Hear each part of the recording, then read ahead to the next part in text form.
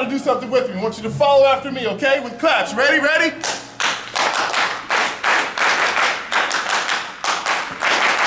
Again.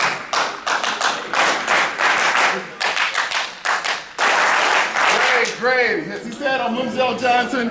I'm an author, motivational speaker. I go a lot of different places. When you came in tonight, you had a piece of paper, hopefully. How many have the piece of paper in your hand? All right, we're going to do something in a moment with that. Well, tonight we're going to actually differentiate between being ready and being prepared. Everybody say, be prepared. Be prepared. Be prepared. There's a difference. A lot of times we say, we're ready. I'm ready to go. I'm ready to graduate. I'm ready to eat, ready to go to bed, whatever it may be. But really, when we say we're ready, does not necessarily mean that we are prepared. So tonight, I want you to get concepts. I have 3 points to get to you in 15 minutes to transform your life, but 3 points to actually help you understand what it means to be prepared. Everybody say, be prepared. Be prepared. Be prepared. So with your piece of paper, this is what I want you to do. I'm going to give you instructions to what you need to do. Guys, y'all want to have a seat? Y'all good? Y'all good? Okay. With your piece of paper, this is what I want you to do. I'm going to give you 30 seconds to do it. How many? 30. 30 seconds to do this with the piece of paper. How many feel that they're ready to do it? A couple of hands, all right, kind of nervous, don't know what is going to happen. This is what I want you to do. If you finish before the 30 seconds are up, I want you to hold it up. But if you don't finish in the 30 seconds, I want you to still hold it up at the end of the 30 seconds. Ready or not, okay? So we're going to find out. Are you ready? Ready. All right, you have 30 seconds to make me your best airplane. Go. 15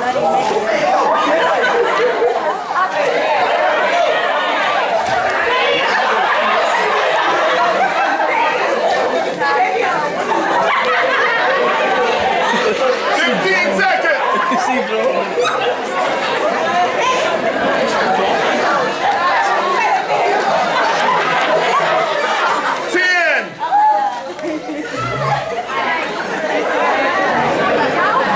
5, 4, 3, 2, 1. All right, hold it in there. Hold it in there.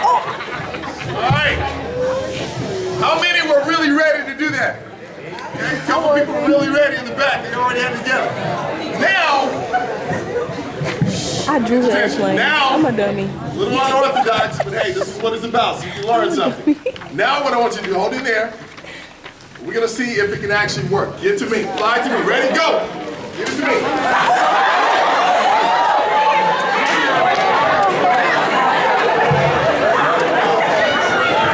I thought he meant like draw it.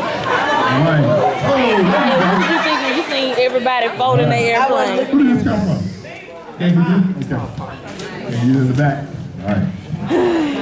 We'll try not to scream, but it's much better. All right. You got it to me. Y'all didn't put your names on it. I know I didn't really say put your name. Who did this come from? Came from you? Somebody told it. The back? Okay, come up front. Come up. All right. Now, he made one. Looks like it had a lot of different little folds in it and everything, but I wonder why he didn't reach me and others didn't. Anybody know? Because he picked it up. He made it what? He made it when he got the paper. He was already kind of goofing around. Where did he go? Come on. Okay,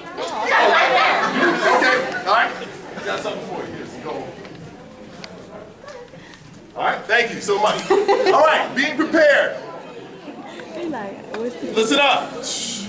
When opportunity comes, you can't go get prepared. When opportunity comes, you have to be ready to respond right then and there. So the 3 points I want you to get tonight about being prepared. So I'm going to get 3 guys, if y'all would, come on up. 3 guys, doesn't matter which one.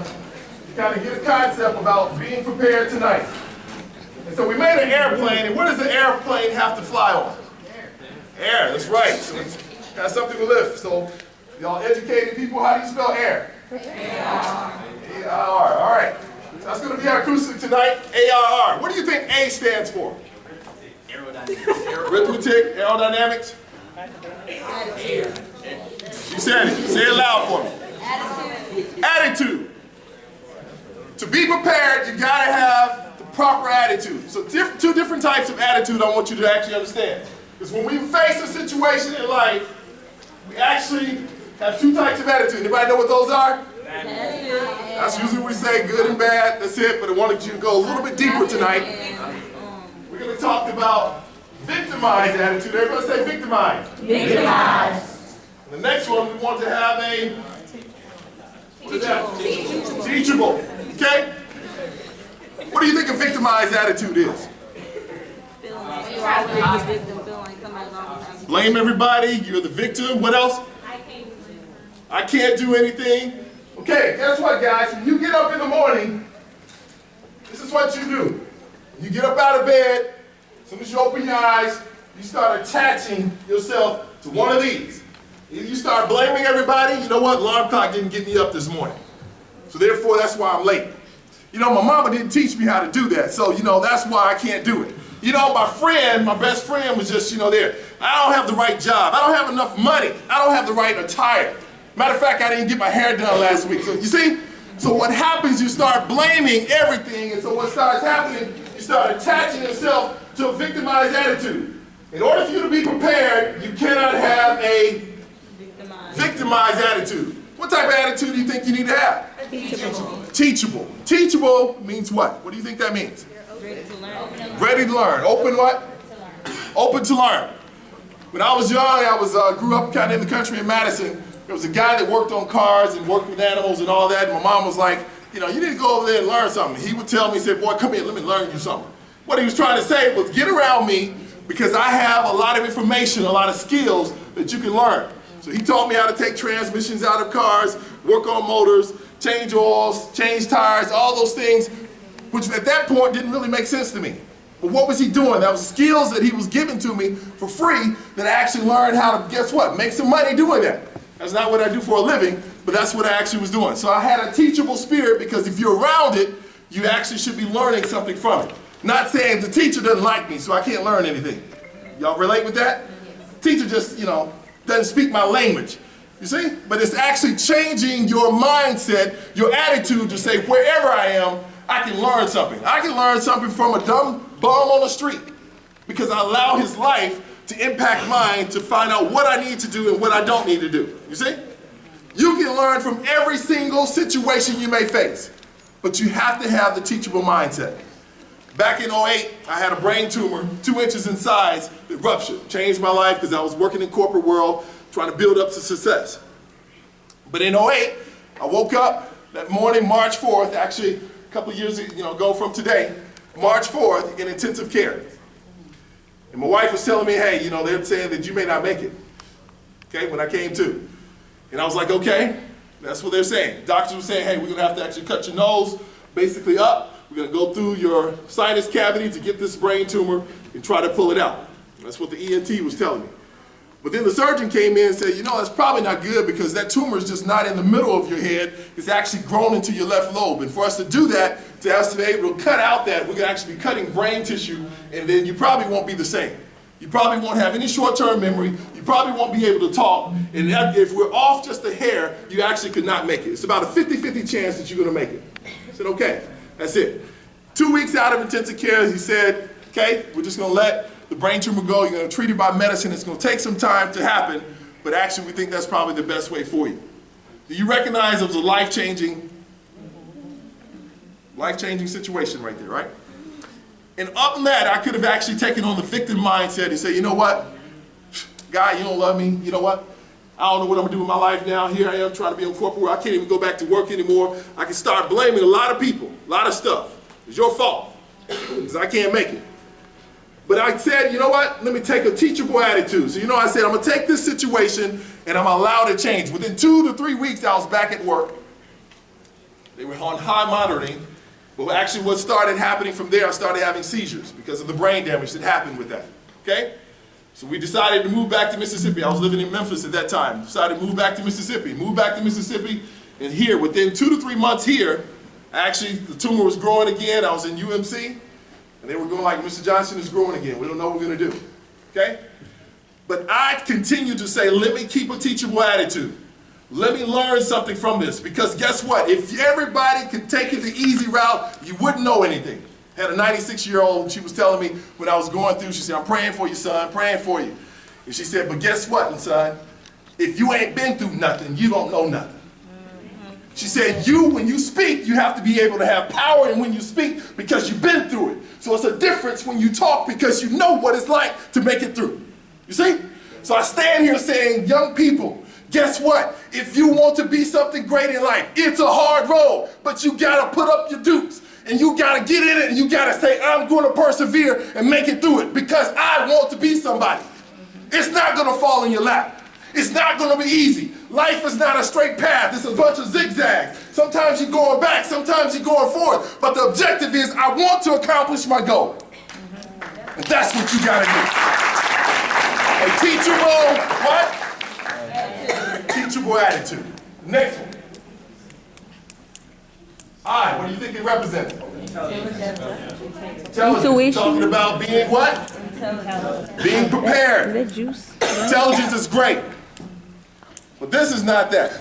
The I represents internalize. Everybody say internalize. Internalize. So what in the world does that mean? Internalize. Something that has to do with your... It's on the inside, all right? This is what we do a lot of times. We have all the information, the intelligence and everything, and we say we get around it. I'm around it. I'm at school, I'm in the right place, I go to church, and everything, I'm there. But it never does what? It becomes a part of you. We actually say this sometimes.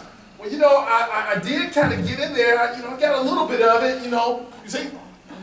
But if you are actually going to be effective, and you are actually going to make sure that you're able to be prepared for life, you got to do something. You got to get not halfway in, but you got to get all the way in. Everybody say all the way in. All the way in. All the way in. And when you get all the way in, you got to make sure that you get it all. Absorb it all. Because when you absorb it all, what happens to this dye? It gets all in it. And when it gets all in it, it has now become a what? A part of it. It's internalized.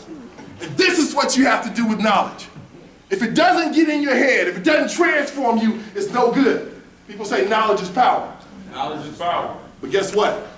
I don't stop there. Knowledge is not power, wisdom is power. Wisdom is the ability to take the knowledge that you know and apply it in the right time, at the right situation, in the right way. That's where the power lies.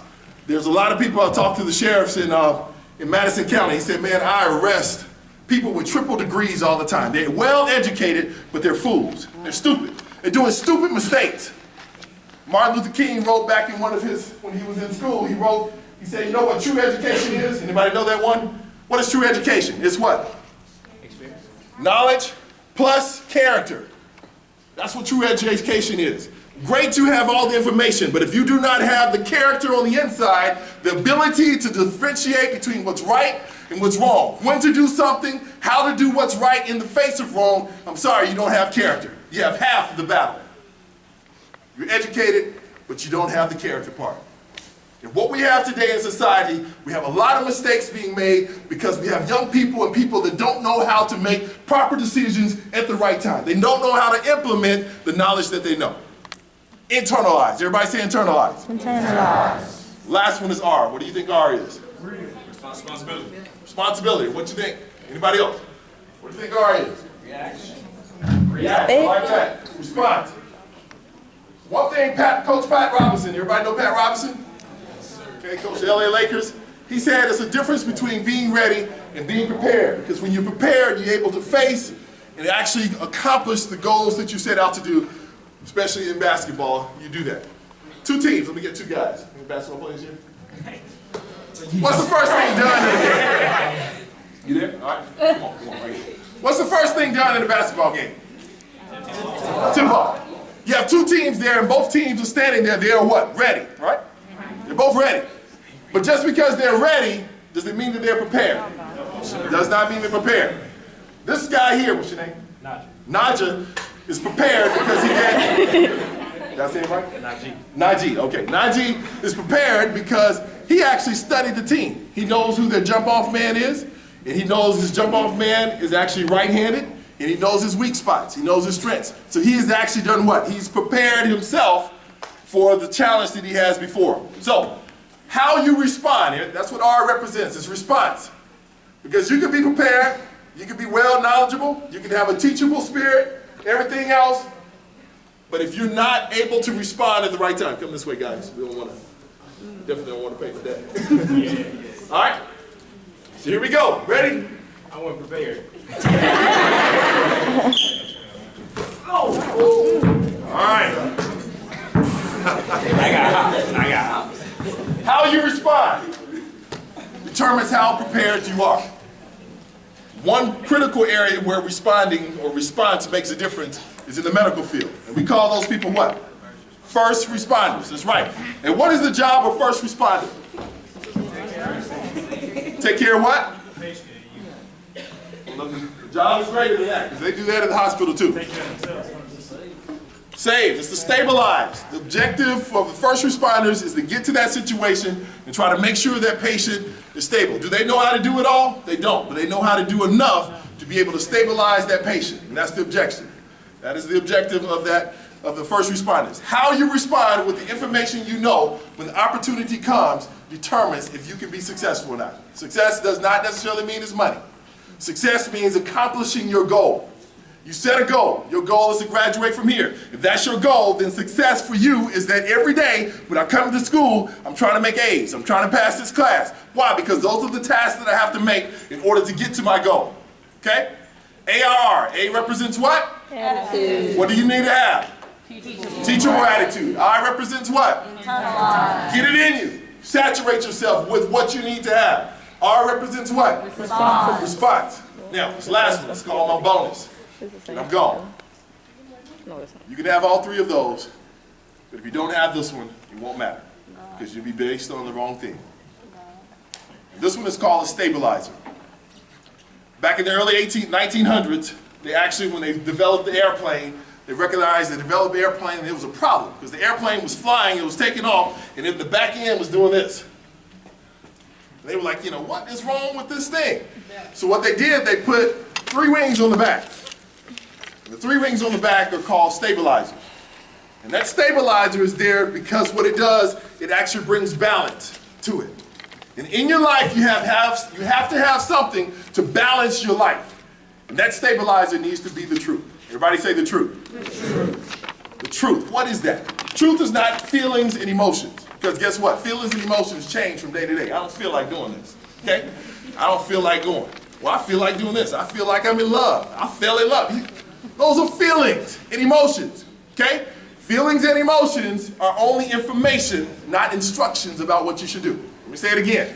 Feelings and emotions, they're real, but they're not the instructions of what you should do. Okay? What should give you the instructions of what you should do? Your mind. It's how you think. Everybody say think. Think. Think. You gotta think.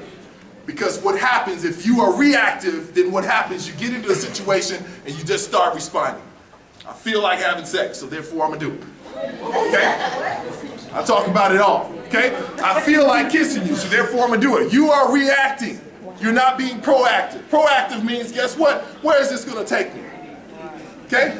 Plenty of girls get pregnant on the first time. Where's it gonna take me?